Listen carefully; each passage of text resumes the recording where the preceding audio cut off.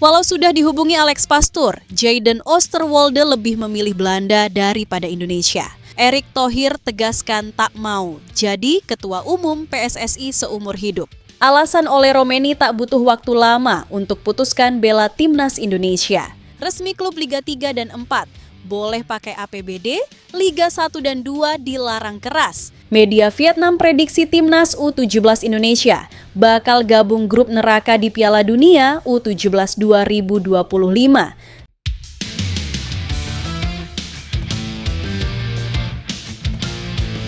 Walau sudah dihubungi Alex Pastoor, Jayden Oosterwolde lebih memilih Belanda daripada Indonesia.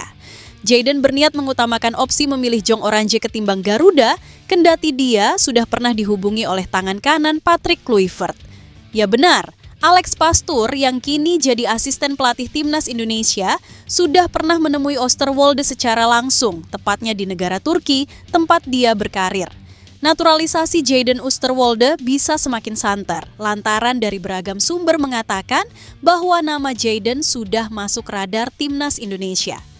Kendati demikian, kenyataannya cukup sulit untuk membawa Jayden pulang kembali ke tanah air walaupun sudah ada pendekatan langsung via coach Alex Pastoor.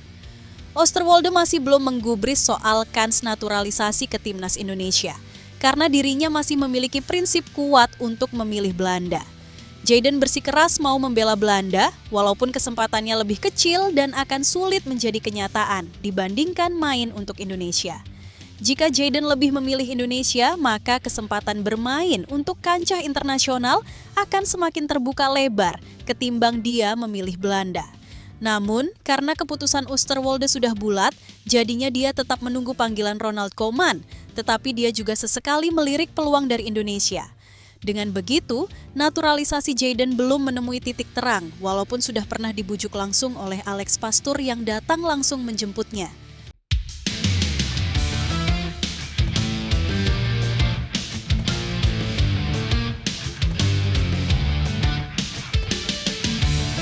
Erick Thohir tegaskan tak mau jadi ketua umum PSSI seumur hidup.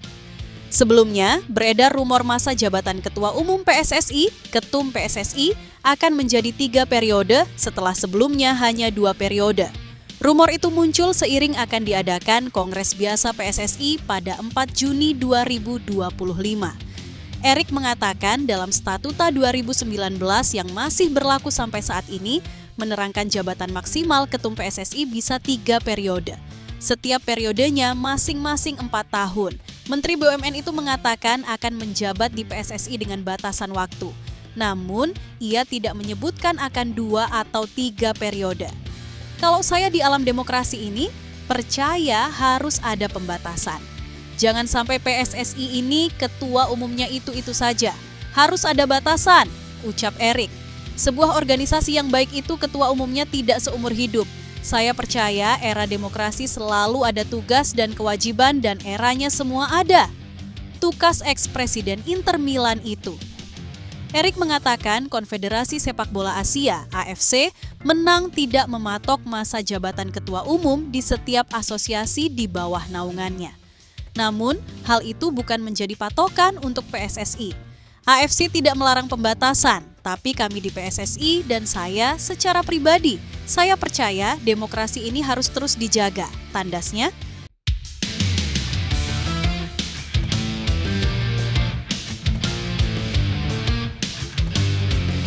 Alasan oleh Romeni tak butuh waktu lama untuk putuskan bela timnas Indonesia. Ole mulai menjadi bagian dari timnas Indonesia sejak bulan Maret ini, Ole Romeni menjelaskan bahwa bergabung ke timnas Indonesia memiliki kebanggaan tersendiri. Menurutnya, negara ini memiliki fanatisme yang tinggi terkait dengan sepak bola. Selain itu, hampir semua masyarakat memberikan dukungan saat timnas berlaga. Faktor tersebut yang membuat dia semakin yakin untuk mengambil keputusan ini. Pemain asal Oxford United ini melihat Indonesia jadi negara yang cukup dekat dengan sepak bola. Dia juga sudah merasakan atmosfer tampil di Stadion Megah dan bermain bola di pinggiran sepak bola. Mereka memiliki tujuan yang sama, yakni ingin sama-sama ingin merayakan sepak bola. Ole menambahkan, dukungan dari supporter sudah terasa sejak rumornya bergabung ke timnas muncul. Saat itu banyak dukungan yang dikirimkan melalui media sosialnya. Menurutnya, ini jadi bukti bahwa pemain dan supporter memiliki kedekatan tersendiri dan harus saling mendukung.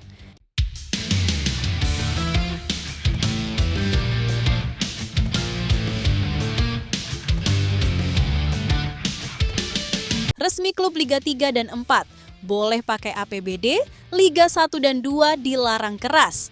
Kabar gembira datang untuk klub-klub amatir di Indonesia. Ketua Umum PSSI Erick Thohir secara resmi memperbolehkan penggunaan dana anggaran pendapatan dan belanja daerah APBD untuk klub di Liga 3 dan Liga 4 mulai musim 2025-2026. Namun, kebijakan ini tidak berlaku untuk klub Liga 1 dan Liga 2. Klub di dua kasta teratas itu tetap dilarang keras menggunakan APBD karena sudah termasuk kategori profesional dan tunduk pada regulasi klub licensing internasional serta aturan Permendagri nomor 22 tahun 2011. Rick menjelaskan, kebijakan ini bertujuan untuk mendorong pertumbuhan sepak bola dari akar rumput, khususnya di daerah-daerah yang selama ini kesulitan secara finansial. Ia mencontohkan kompetisi lokal antar kecamatan yang kini bisa lebih hidup dengan adanya sokongan dana daerah. Langkah ini menurut Erick adalah bagian dari upaya menciptakan ekosistem sepak bola yang sehat dan merata. Bukan hanya fokus pada investasi besar di level atas, tetapi juga pembinaan komunitas di akar rumput. Kebijakan ini akan dibahas secara resmi dalam Kongres Biasa PSSI pada 4 Juni 2025 di Jakarta, di mana sejumlah regulasi baru juga akan dimatangkan untuk mendukung keberlangsungan kompetisi amatir.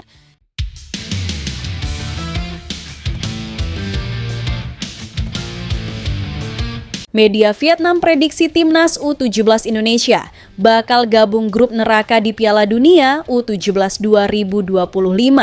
Timnas U17 Indonesia memang telah dipastikan lolos ke Piala Dunia U17 2025 seusai melaju ke babak perempat final Piala Asia U17 2025. Tak sedikit media asing yang terus menyoroti tim asuhan Nova Arianto, salah satunya media Vietnam. Media Vietnam, Soha, menyoroti soal Timnas U17 Indonesia yang masuk pot 3 karena mereka berada di atas Portugal, Republik Ceko hingga Swiss. Pasalnya, tim-tim di atas ini masuk pot 4, sedangkan Timnas U17 Indonesia bergabung dalam pot 3.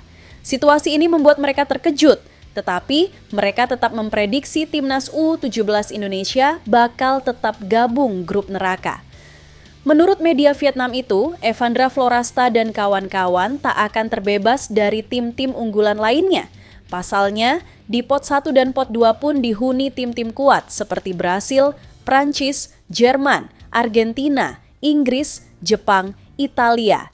Bahkan ada Belgia, Kroasia, Paraguay, Chili, hingga Uzbekistan.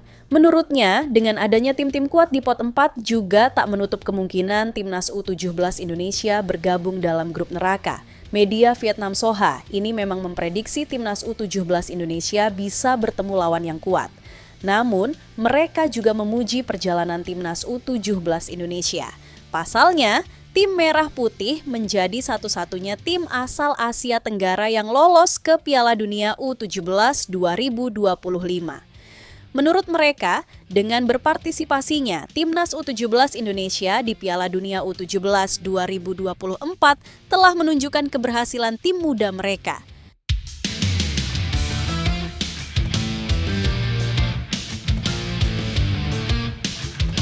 Marcelino Ferdinand dan Jens Raven perkuat Timnas Indonesia U23 2025.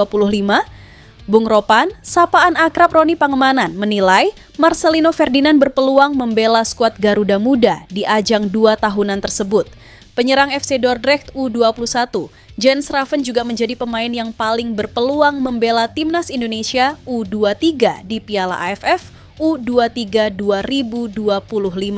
Pelatih Timnas Indonesia U23, Gerald Vanenburg, sudah bertemu langsung dengan Jens Raven di Belanda. Satu lagi, jadwal Jens Raven bersama sang klub juga masuk kategori fleksibel.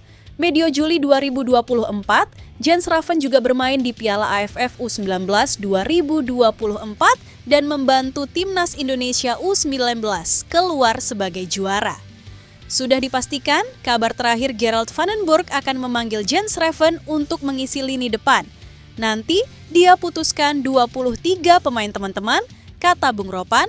Selain Jens Schreven, ia mencoba menampilkan Marcelino Ferdinand karena turnamen digelar saat kompetisi di Eropa dalam masa libur, kecuali laga-laga uji coba. Kemungkinan ada juga Rafael Struijk di depan.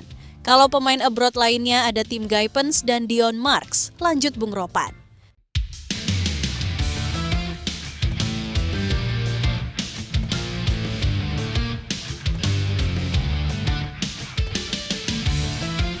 Media Vietnam salahkan timnas Indonesia usai bintang Vietnam Nguyen Xuan Son terpental dari 15 pemain termahal Asia Tenggara. Seperti yang diketahui, Nguyen Xuan Son namanya tengah bersinar berkat penampilan apiknya membawa Vietnam menjuarai Piala AFF atau ASEAN Cup 2024. Pemain naturalisasi berdarah Brasil itu bahkan langsung menjadi pemain terbaik sekaligus top skor 7 gol di turnamen tersebut.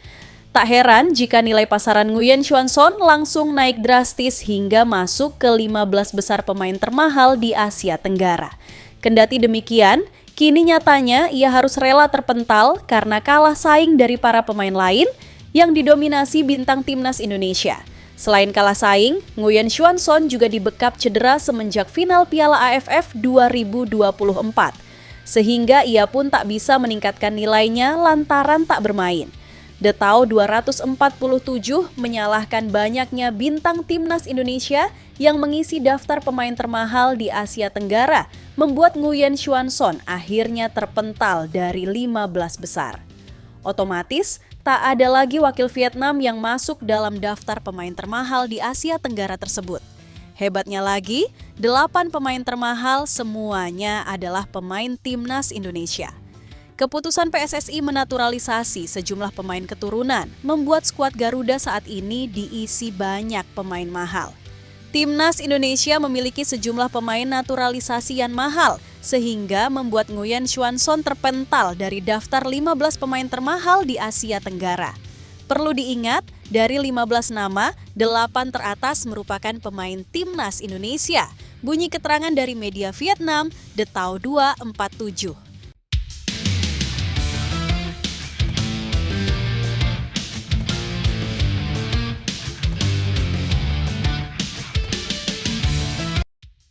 Enam pemain Timnas Indonesia bergabung ke status pro untuk kembangkan karier profesionalnya semula. Ada 3 pemain berlabel Timnas Indonesia yang bergabung bersama status pro. Mereka adalah Mark Klok, Sandy Walsh, dan Kadek Arel. Melihat ketiga pemain itu semakin nyaman mengembangkan kariernya, datang 3 pilar Timnas Indonesia lagi. Ketiga pemain itu adalah Asnawi Mangkualam, Tom Hey, dan Shane Patinama. Selain ke-6 pemain Timnas Indonesia itu, ada beberapa pesepak bola lokal yang juga bergabung bersama status pro. Mereka adalah Ilija Spasojevic, Bagas Kava, Tito Wiratama, dan Sabre Ena Dressler. Status pro juga bisa membantu menjembatani sebuah klub yang ingin mendatangkan para pemain tersebut. Hubungan baik ini tentu saja menjadi sebuah ketenangan bagi pemain yang fokus terhadap kariernya. Tugas status pro juga tidak hanya itu. Status pro juga telah menjadi mitra strategis bagi berbagai pemangku kepentingan di industri olahraga nasional dan internasional. Status pro bisa dibilang sebagai pioner dalam integrasi industri sepak bola dan lifestyle entertainment di Indonesia. Status pro didirikan di Belanda dan Indonesia pada 2021. Mereka berkomitmen untuk menciptakan platform yang menghubungkan atlet, merek, komunitas, dan penggemar melalui inisiatif kreatif berbasis media dan acara kolaboratif. Status Pro berfokus pada pengembangan ekosistem olahraga yang inklusif dengan menyediakan solusi yang menggabungkan kreativitas dan strategi pemasaran untuk memperkuat hubungan antara merek dan audiens.